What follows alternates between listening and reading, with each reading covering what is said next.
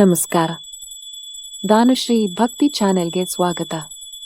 ದಯವಿಟ್ಟು ಲೈಕ್ ಮಾಡಿ, ಸಬ್ಸ್ಕ್ರೈಬ್ ಮಾಡಿ ಮತ್ತು ಬೆಲ್ ಐಕಾನ್ ಒತ್ತಿ ನಮ್ಮ ಚಾನೆಲ್ಗೆ ಬೆಂಬಲ ನೀಡಿ.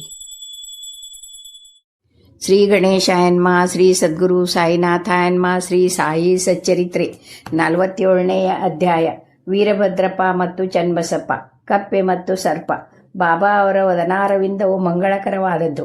ನಾವು ಅವರನ್ನೇ ಒಮ್ಮೆ ದೃಷ್ಟಿಸಿ ನೋಡಿದರೆ ಸಾಕು. ಅವರು ನಮ್ಮ ಪೂರ್ವ ಜನ್ಮದ ಅನೇಕ ದುಃಖಗಳನ್ನು ನಿರ್ಮೂಲ ಮಾಡಿ ನಮ್ಮನ್ನು ಆಶೀರ್ವದಿಸುತ್ತಾರೆ. ನಮ್ಮ ಮೇಲೆ ಅವರ ಕೃಪಾದೃಷ್ಟಿಯು ಬಿದ್ದರೆ ನಮ್ಮ ಕರ್ಮಬಂಧವು ಬಿಡುಗಡೆಯಾಗಿ ನಮಗೆ ಅತಿಶಯವಾದ ಆನಂದವು ದೊರಕುತ್ತದೆ. ಪರಮ ಪಾವನೆಯಾದ ಗಂಗೆಯು ತನ್ನಲ್ಲಿ ಮಿಂದವರೆಲ್ಲರ ಪಾಪಗಳೆಲ್ಲವನ್ನು ಕಳೆಯುವಂತೆ ಮಾಡುತ್ತಾಳೆ ಅಲ್ಲವೇ? ಆದರೆ ಅವಳು ಸಂತರು ತನ್ನಲ್ಲಿ ಬಂದು ಮಿಂದು ಅವರ ಪಾದಧೂಳಿಯಿಂದ ತನ್ನಲ್ಲಿರುವ ಪಾಪಗಳು ಅಳೆಯಲೆಂದು ಆಶಿಸುತ್ತಾಳೆ. ಶ್ರೀ ಸಾಯಿಯು ಸಂತ ಶ್ರೇಷ್ಠರಲ್ಲಿ ಅನರ್ಘ್ಯ ರತ್ನ. ಈಗ ಅವರೇ ಹೇಳಿರುವ ಈ ಕಥೆಯನ್ನು ಕೇಳಿರಿ. ಕಪ್ಪೆ ಮತ್ತು ಸರ್ಪ.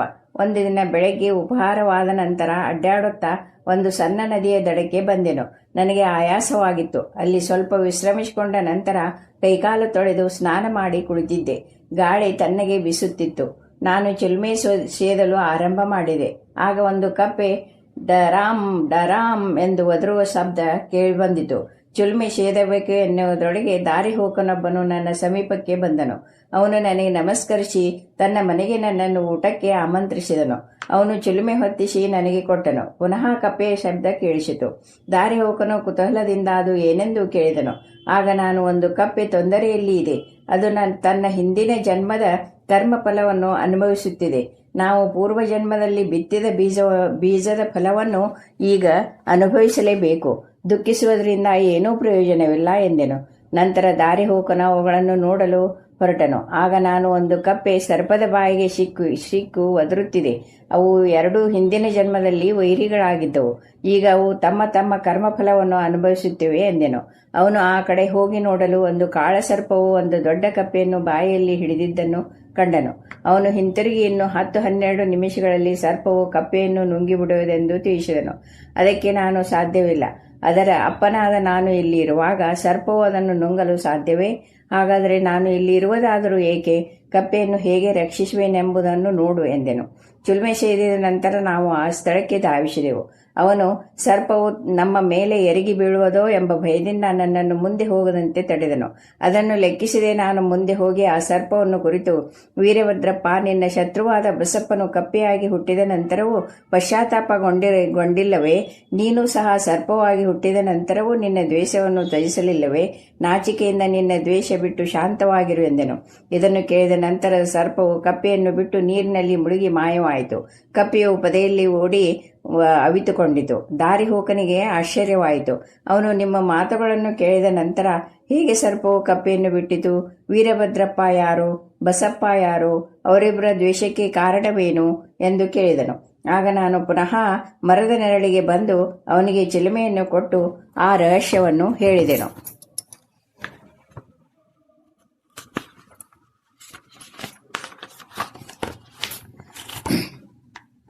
ನನ್ನ ಊರಿನಿಂದ 4-5 ಮೈಲುಗಳ ದೂರದಲ್ಲಿ ಒಂದು ಮಹಾದೇವನ ದೇವಸ್ಥಾನವಿತ್ತು. ದೇವಸ್ಥಾನವು ಬಹಳ ಹಳೆಯದಾಗಿ ಜೀರ್ಣಾವಸ್ಥೆಯಲ್ಲಿತ್ತು. ಅಲ್ಲಿಯ ನಿವಾಸಿಗಳು ಆ ದೇವಾಲಯದ ಜೀರ್ಣೋದ್ಧಾರಕ್ಕಾಗಿ ಹಣ ಶೇಖರಿಸಿ ಅದರ ದುರಸ್ತಿ ಕಾರ್ಯವನ್ನು ಆರಂಭಿಸಿದರು. ಸ್ಥಳೀಯ ಶ್ರೀಮಂತನೊಬ್ಬನು ಕೋಶಾಧಿಕಾರಿಯಾಗಿ ನೇಮಕಗೊಂಡ. ಸಂಪೂರ್ಣ ಮೇಲ್ವಿಚಾರಣೆಯನ್ನು ಅವನಿಗೆ ವಹಿಸಲಾಯಿತು. ಅವನು ಲೆಕ್ಕಪತ್ರಗಳನ್ನು ಸರಿಯಾಗಿ ಇಡಬೇಕಿತ್ತು. ಆದರೆ ಅವನು ಬಹಳ ಕೃಪಣ. ದೇವಸ್ಥಾನದ ದುರಸ್ತಿಗಾಗಿ ಸ್ವಲ್ಪ ಹಣ ವೆಚ್ಚ ಮಾಡಿದನು. ಕೆಲಸ ಮಾತ್ರ ಮುಂದುವರಿಸಲಿಲ್ಲ. ಹೀಗೆ ಎಲ್ಲ ಹಣವನ್ನು ವೆಚ್ಚ ಮಾಡಿದೆನೆಂದು ಹೇಳಿ ಸಾಕಷ್ಟು ಹಣವನ್ನು ಕಬಳಿಸಿದನು. ಮಾತಿನಲ್ಲಿ ಬಹಳ ಒರಟಾಗಿ ಕೆಲಸವು ನಡೆಯದಿದ್ದಕ್ಕೆ ಏನಾದರೂ ಕಾರಣ ಹೇಳಿ ಕಾಲವನ್ನು ಕಳೆಯುತ್ತಿದ್ದನು. ಜನರು ಅವನ ಹತ್ತಿರ ಹೋಗಿ ಅವನ ಸಹಾಯವಿಲ್ಲದೆ ದುರಸ್ತಿ ಕೆಲಸ ಶೀಘ್ರವಾಗಿ ಮುಗಿಯುವುದಿಲ್ಲ ಎಂದು ಹೇಳಿದರು. ಅವರು ಮತ್ತೊಂದು ಯೋಜನೆಯನ್ನು ತಯಾರಿಸಿ ಹಣವನ್ನು ಅವನಿಗೆ ಕೊಡಿಸಿ ಕಳುಹಿಸಿದರು. ಅವನು ಅದನ್ನೂ ಸಹ ತಿಂದು ಹಾಕಿದುದರಿಂದ ದೇವಾಲಯ ಸರಿಪಡಿಸುವ ಕೆಲಸ ನಡೆಯಲೇ ಇಲ್ಲ. ಇದಾದ ಕೆಲವು ದಿನಗಳ ನಂತರ ಮಹಾದೇವನು ಅವನ ಪತ್ನಿಯ ಕನಸಿನಲ್ಲಿ ಕಾಣಿಸಿಕೊಂಡು, ನೀನು ಹೋಗಿ ದೇವಾಲಯದ ಗೋಪುರದ ಕೆಲಸಕ್ಕೆ ಕೈ ಹಾಕು, ನೀನು ಖರ್ಚು ಮಾಡುವುದಕ್ಕೆ ನೂರ್ಮಡಿಯಾಗಿ ನಾನು ಕೊಡುವೆನು ಎಂದು ಹೇಳಿದನು. ಅವಳು ತನ್ನ ಕನಸನ್ನು ಪತಿಗೆ ಹೇಳಿದಳು. ಅವನು ಇದನ್ನು ಕೈಗೊಂಡರೆ ತನ್ನ ಕೈಯಿಂದ ಬಹಳ ಹಣ ವೆಚ್ಚವಾಗುವುದು ಎಂದು ಭಾವಿಸಿ, ಅದು ಬರೀ ಕನಸು ಮಾತ್ರ ಎಂದು ಉದಾಸೀನ ಭಾವದಿಂದ ನಕ್ಕು, ಇದನ್ನು ನಂಬಲಾಗದು, ಹಾಗಿದ್ದರೆ ಮಹಾದೇವ ನನಗೆ ಯಾಕೆ ಕಾಣಿಸಿಕೊಳ್ಳಬಾರದಾಗಿತ್ತು? ನಾನೇನು ನಿನ್ನಿಂದ ದೂರದಲ್ಲಿ ಇದ್ದೇನೆ? ಪತಿ ಪತ್ನಿಯರಲ್ಲಿ ವೈಮನಸ್ಸು ತರಲು ಉದ್ದೇಶಿಸಿದ ಕೆಟ್ಟ ಸ್ವಪ್ನ ಅದು ಎಂದು ಸುಮ್ಮನಾದನು. ಅವಳು ಸಹ ಸುಮ್ಮನಿರಬೇಕಾಯಿತು.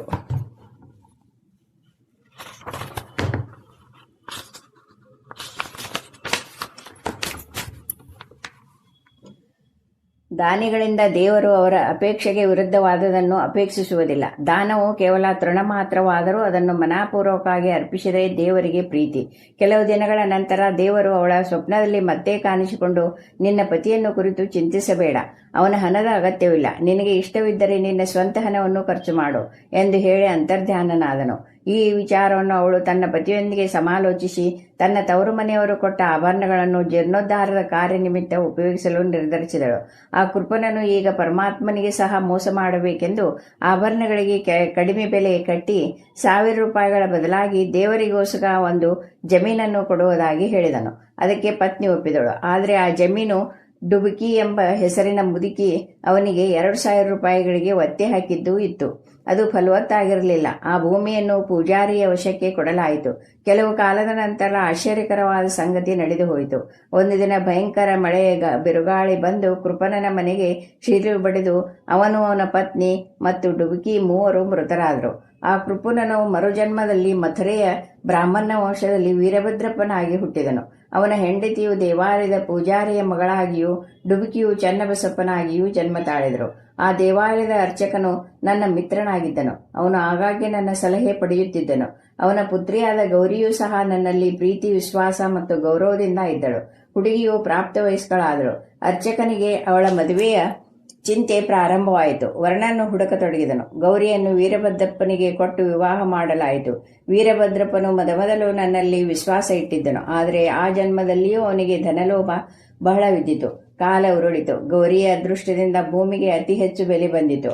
ಆ ಶುಷ್ಕ ಜಮೀನಿಗೆ 1,00,000 ರೂಪಾಯಿ ದೊರೆತವು. ಅವಳ ಆಭರಣ ಬೆಲೆಯು 100ರಷ್ಟು ಅಂದರೆ ಅರ್ಧ ಹಣವು ನಗದಾಗಿ ಬಂದಿತು. ಉಳಿದ ಅರ್ಧ ಹಣವನ್ನು 25 ಕಂತುಗಳಲ್ಲಿ ಕೊಡುವಂತೆ ತೀರ್ಮಾನವಾಯಿತು. ಆ ಹಣದ ವಿಷಯದಲ್ಲಿ ಕಲಹ ಹುಟ್ಟಿತು. ನನ್ನ ಹತ್ತಿರ ಪಂಚಾಯಿತಿಗೆ ಬಂದರು. ಆಗ ನಾನು, ಆ ಜಮೀನು ದೇವರಿಗೆ ಸೇರಿದ್ದು, ಅದರ ಹಕ್ಕು ಪೂಜಾರಿಯದೆಂದು, ಅದರ ಮಾಲೀಕರು ಗೌರಿ ಎಂದು, ಅವಳ ಅನುಮತಿ ಇಲ್ಲದೆ ಒಂದು ಕಾಸು ಕೂಡ ಮುಟ್ಟಲು ಅವಳ ಗಂಡನಿಗೆ ಅಧಿಕಾರವಿಲ್ಲವೆಂದು ತೀರ್ಮಾನ ಕೊಟ್ಟೆನು. ಇದನ್ನು ಕೇಳಿದ ವೀರಭದ್ರಪ್ಪ ನನ್ನ ಮೇಲೆ ಕೋಪಗೊಂಡು ಗೌರಿಯ ಹಕ್ಕನ್ನು ಅಲ್ಲಗಳೆದು ನಾನು ಹಣ ಪಡೆಯಲು ಇಚ್ಛಿಸಿರುವೆನೆಂದು ಆರೋಪಿಸಿದನು. ಅವನ ನುಡಿಗಳನ್ನು ಕೇಳಿ ದೇವರೇ ಎಂದು ಸ್ತಬ್ಧನಾದೆನು.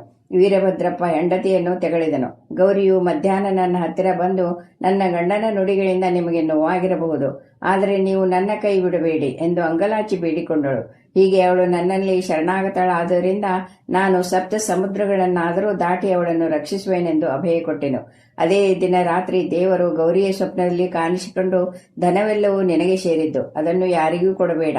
ಚನ್ನಬಸಪ್ಪನನ್ನು ಸಂಧಿಸಿ ಅವನೊಡನೆ ಆಲೋಚಿಸಿ ಸ್ವಲ್ಪ ಹಣವನ್ನು ದೇವಾಲಯಕ್ಕೆ ವಿನಿಯೋಗಿಸಿ ನಿನ್ನ ಸ್ವಂತ ಖರ್ಚಿಗೆ ಬೇಕಾದರೆ ಮಸೀದಿಯಲ್ಲಿರುವ ಬಾಬಾ ಅವರ ಸಲಹೆ ಪಡೆ ಎಂದು ಹೇಳಿ ಮಾಯವಾದನು. ಗೌರಿಯು ಇದನ್ನು ನನಗೆ ತಿಳಿಸಿದಳು. ನಾನು ಸರಿಯಾದ ಮಾರ್ಗದರ್ಶನ ನೀಡಿದೆ. ಅಸಲನ್ನು ನೀನೇ ಇಟ್ಟುಕೊಂಡು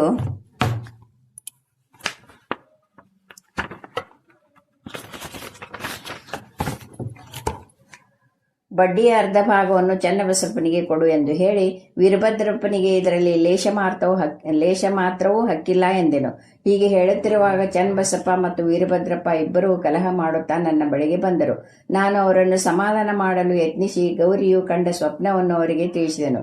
ವೀರಭದ್ರಪ್ಪನು ಅತಿ ಕೋಪದಿಂದ ಚನ್ನಬಸಪ್ಪನನ್ನು ಕೊಲೆ ಮಾಡುವುದಾಗಿ ಹೆದರಿಸಿದನು. ಚನ್ನಬಸಪ್ಪ ಅಂಜುಬುರಕ. ಅವನು ಬಂದು ನನ್ನ ಕಾಲುಗಳನ್ನು ಹಿಡಿದುಕೊಂಡನು. ಆಗ ನಾನು ಅವನನ್ನು ಕಾಪಾಡುತ್ತೇನೆ ಎಂದು ಭರವಸೆ ಕೊಟ್ಟೆನು. ಕೆಲವು ಕಾಲದ ನಂತರ ಚನ್ನಬಸಪ್ಪನು ಗತಿಸಿದನು. ಈಗ ಚನ್ನಬಸಪ್ಪನು ಕಪ್ಪೆಯಾಗಿಯೂ ವೀರಭದ್ರಪ್ಪನು ಸರ್ಪವಾಗಿಯೂ ಇರುತ್ತಾರೆ. ಚನ್ನಬಸಪ್ಪನ ಆರ್ತಧ್ವನಿಯನ್ನು ಕೇಳಿ ನನ್ನ ಮಾತುಗಳು ನೆನಪಾದವು. ಆದ್ದರಿಂದ ನಾನು ಬಂದು ಅವನನ್ನು ರಕ್ಷಿಸಿ ನನ್ನ ವಚನ ಪಾಲಿಸಿದೆನು. ಭಕ್ತರು ಅಪಾಯದಲ್ಲಿರುವಾಗ ದೇವರು ಅವರ ಕಡೆಗೆ ಹೋಗಿ ಅವರನ್ನು ಕಾಪಾಡುತ್ತಾನೆ. ನನ್ನನ್ನು ಇಲ್ಲಿಗೆ ಕಳುಹಿಸಿ ಕಪ್ಪೆಯನ್ನು ಅಂದರೆ ಚನ್ನಬಸಪ್ಪನನ್ನು ರಕ್ಷಿಸಿದನು. ಇದೆಲ್ಲ ಆ ಪರಮಾತ್ಮನ ಲೀಲೆ. ನೀತಿ: ಮನುಷ್ಯ ಮಾಡಿದ್ದನ್ನು ಅನುಭವಿಸಲೇಬೇಕು. ಅದರಿಂದ ತಪ್ಪಿಸಿಕೊಳ್ಳಲು ಸಾಧ್ಯವೇ ಇಲ್ಲ. ಹಣದ ಮೇಲಿನ ಆಶೆ ಅವನನ್ನು ಕೆಡಿಸುತ್ತದೆ. ಕೊನೆಗೆ ಅವನನ್ನು ನಾಶಗೊಳಿಸಿ ಇತರರನ್ನು ನಾಶ ಮಾಡುತ್ತದೆ. ಶ್ರೀ ಸಾಯಿ ಪ್ರಣಾಮ.